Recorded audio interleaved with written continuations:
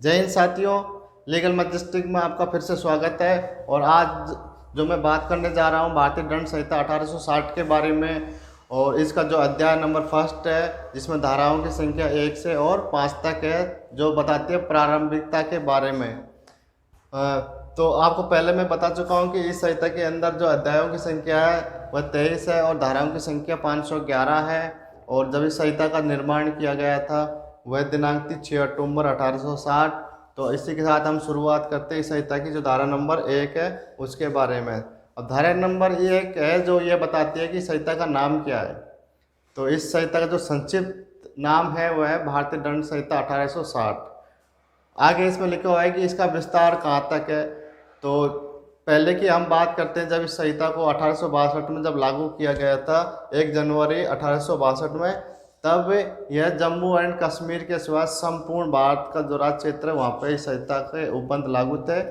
और वर्तमान में हम बात करते हैं तो वर्तमान में संसद में एक बिल लाकर भारतीय संविधान में संशोधन किया गया और उसी संशोधन के आधार पर अब इस संहिता के जो उपबंध हैं 31 अक्टूबर 2019 से संपूर्ण भारत पर लागू रहेंगे। जम्मू एंड कश्मीर पर भी इस संहिता के उपबंध लागू रहेंगे। इसी के साथ में हम इस संहिता की जो धारा 2 है उसके बारे में बात करते हैं। संहिता की धारा 2 यह बोलते हैं कि हर व्यक्ति इस संहिता के विरुद्ध या प्रतिकूल जाकर हर कार्यलोप जो इस संहिता के अंदर दंडनीय है, भारत के भीतर उसे दोषी माना जाएगा। अब इसमें जो शब्द लिखा है हर व्यक्ति में वह सभी व्यक्ति सम्मिलित हैं, चाहे वो प्राकृतिक व्यक्ति हो या विधिक हो या विदेशी हो, क्योंकि विधि की भूल क्षमा योग्य नहीं है। यदि कोई इंसान, कोई व्यक्ति, कोई नागरिक विधि की भूल करता है, चाहे भारतीय हो या विदेशी हो, तो उसे संहिता के अंदर दंडनीय किया जाएगा और उसे दोषी माना जाएगा भारत के भीतर। अब हम बात करते हैं व्यक्ति जो शब्द है संहिता की जो धारा 11 है उसमें परिभाषित किया हुआ है कि कोई भी कंपनी, संगम या व्यक्तियों की निकाय चाहे निगमित हो या अनिगमित हो, व्यक्ति शब्द के अंतर्गत आती है। इसमें विधिक व्यक्ति और प्राकृतिक व्यक्ति सभी आते हैं। एक केस बताता हूँ आपको, बाबूलाल का केस है 1912 का। इसमें क्या होता है, एक स्वामी होता है, जो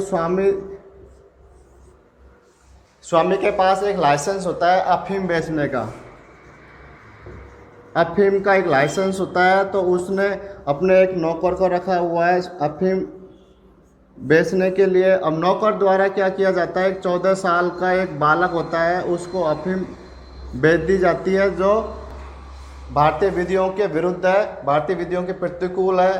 तो नौकर द्वारा जो कार्य किया गया उस कार्य का जो दायित्व बनता है वह स्वामी का बनता है और इस कार्य के लिए स्वामी को दोषी माना गया। अब हम बात करते हैं भारतीय संविधान का अनुच्छेद 14 के बारे में। इसमें लिखा हुआ है कि विधि की समान समता, विधि के समान संरक्षण, विधि सबके लिए समान है और विधि में सबके लिए समान संरक्षण प्रदान किया गया है। तो इसमें कि सभी की समानता के बारे में बात की गई है और हर व्यक्ति और विधि के समानता के बारे में बात की गई है। लेकिन इसमें एक अपवाद है,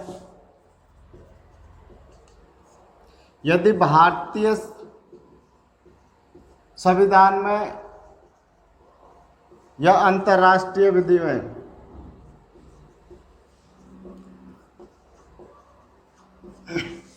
यदि भारतीय संविधान और अंतर्राष्ट्रीय विधि में यदि किसी व्यक्तियों को छूट दी गई है तो वहाँ पर इस संहिता के जो उपबंध है लागू नहीं होंगे।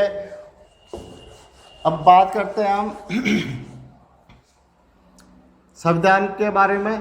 तो संविधान में जो अनुच्छेद 361 है उसमें 3 व्यक्ति हैं, राष्ट्रपति, राज्यों के राज्यपाल और राज्य प्रमुख। भारतीय संविधान के अनुच्छेद 361 यह बोलता है कि जो भारत के राष्ट्रपति हैं और राज्यों के राज्यपाल हैं और राज्यों के जो राज्य प्रमुख हैं, इनके द्वारा अपने पद पर रहते हुए कोई ऐसा कार्य किया जाता है और उस कार्य के लिए इनके विरुद्ध न्यायालय में कोई भी अभियोजन नहीं चलाया जाएगा, मतलब कोई भी आपराधिक कार्रवाई नहीं की जाएगी। इनको संविधान के द्वारा छूट प्रदान की गई है। वैसे ही अंतर्राष्ट्रीय विधि के बारे में हम बात करते हैं। अंतर्राष्ट्रीय विधि, तो इसमें विदेशी जो संप्रभु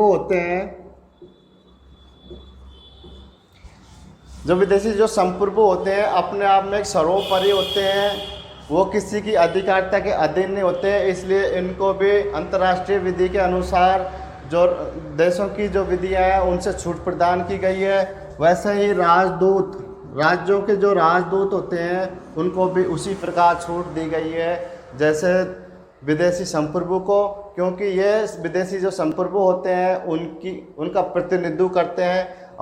अब बात करते हैं हम आगे चल के अनदेशीय शत्रुओं के बारे में। अनदेशीय शत्रुओं को भी जो देशों की जो विधियां हैं उनसे छूट प्रदान की गई है, क्योंकि अंतर्राष्ट्रीय विधि के अधीन उन पर कार्रवाई की जाएगी, इसलिए उन पर जो देशों की विधियां बनी है वो कार्रवाई नहीं की जाएगी, इसलिए इनको भी छूट प्रदान की गई है। अब बात करते हैं हम आगे चल के विदेशी सेना के बारे में। विदेशी सेना, यदि किसी देश ने इनको अपनी सहमति दे दी गई है तो उस देश के द्वारा दी गई सहमति के आधार पर इनको छूट प्रदान की गई है और इनके विरुद्ध भी कोई आपराधिक कार्रवाई नहीं की जाएगी। अब बात करते हैं हम युद्धपोत के बारे में। एक देश का युद्धपोत अन्य देश के युद्धपोत के जो आपराधिक के मामलों के बारे में उसी प्रकार छूटा जैसे विदेशी संप्रभु को छूट दी गई। और लिखे हुए हैं कार्य और लोभ। दूसरा शब्द है भारत के भीतर। भारत के भीतर कार्य और लोभ का वही मतलब होगा जो इस संहिता की जो धारा 33 में है। अब हमें देखना यह है कि भारत के भीतर जो लिखा हुआ है, तो भारत के भीतर हम कौन कौन से क्षेत्र है जिसको भारत के भीतर माना जाए और उस पर इस संहिता के उपबंधों को लागू किया जाए। तो एक नक्शा बनाता हूं मैं आपके सामने। ये भारत का मैंने एक नक्शा बनाया हुआ है। तो इसमें ये जो क्षेत्र है ये एक भूमि क्षेत्र है, इसको भूमि क्षेत्र बोलते हैं। लेकिन इसी के साथ में एक और जो क्षेत्र है वहाँ पे भी इस संहिता के उपबंध लागू रहते हैं, उसे बोलते हैं सागर खंडीय क्षेत्र। अब सागर खंडीय जो क्षेत्र है, जो भारत की जो भूमि क्षेत्र है उससे जो समीप का जो सागरों का जो क्षेत्र है, महासागरों का जो क्षेत्र है, वह है गुजरात से लेकर और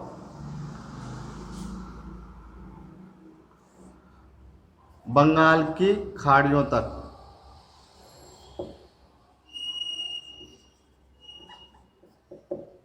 ये नीचे का जो एरिया है यह एक सागर क्षेत्र है। अब इसमें 1976 में एक अधिनियम लेके आए थे, उसका नाम था अन्य आर्थिक और सामुद्रिक क्षेत्र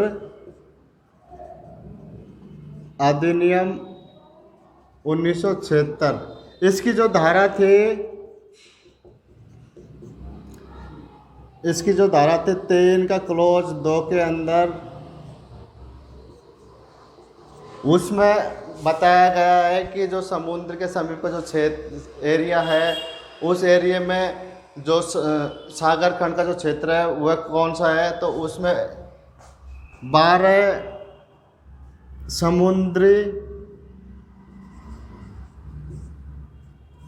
समुद्री जो मील है उस क्षेत्र को लिया गया।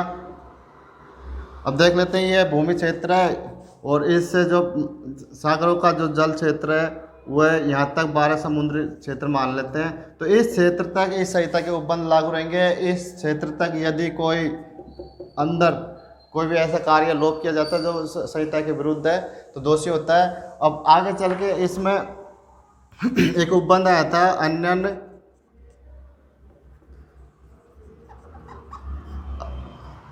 अन्य आर्थिक के संबंध में 1977 में। तो इसमें क्या हुआ कि इसमें जोड़ा गया कि जो 200 समुद्री मील का जो एरिया है उस एरिया तक भी इस संहिता के उपबंध लागू रहेंगे। अब हम बात करते हैं कि ये तो सागर का जो जल क्षेत्र है उस तक की हमने बात की है, लेकिन इस सीमा क्षेत्र तक जल, भूमि और वायु। भूमि का मतलब इस जल के जो क्षेत्र है उससे भूमि का निचला जो तला है, निचला जो एरिया है वो कितनी भी नीचे तक हो उस क्षेत्र तक। और वायु की बात करते हैं तो इस क्षेत्र की जो सीमा है उससे ऊपर कितनी भी दूरी तक हो वहाँ पर इस संहिता के उपबंध लागू रहेंगे। इसी के साथ में बने रहिए लीगल मैजिस्टिक में। फिर से आपसे मिलते हैं। जय हिंद।